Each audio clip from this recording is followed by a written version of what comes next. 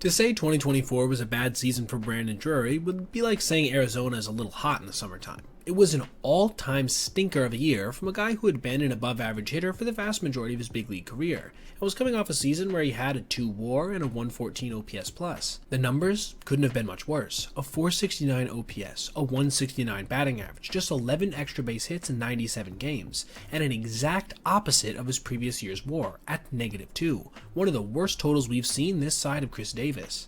But that's not why he was just released by the White Sox at the tail end of spring, and honestly, it kinda is strange that he was. You see, Brandon was absolutely balling out for the White Sox this year, slashing .410, .439, .821 with 3 home runs and 7 doubles through just 13 games. Obviously, that's a small sample size, and it is spring, but considering this is probably going to be one of the worst teams of all time yet again, it seemed like he had an inside track on at least making the roster.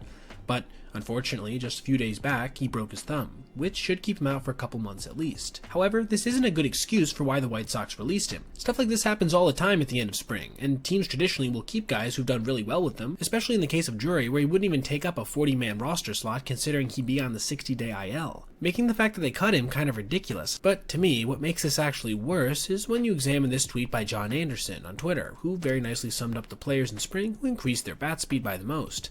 Now, this was released about 2 weeks before Drury got injured, so it might not be the most updated, but still, the facts are clear. His bat speed this spring was at a level it's never been before, as his previous high in a season was just 72.6 miles per hour, which isn't bad, but certainly isn't elite.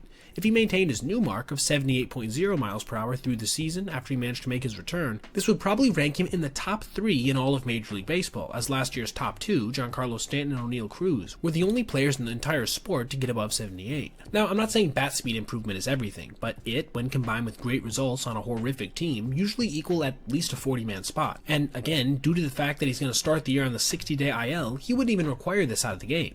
Just completely baffling to me, especially when considering their current infield is set to consist of Miguel Vargas, Andrew Vaughn, Lenyn Sosa, and Jacob Amaya, all players that hovered in negative WAR territory last year. Now, I want to know what you guys think. Was Chicago right for cutting Drury, or do you think they should have kept him, put him on the IL, and then when he came back, potentially tried to flip him at the trade deadline if he managed to have some success leading up to it?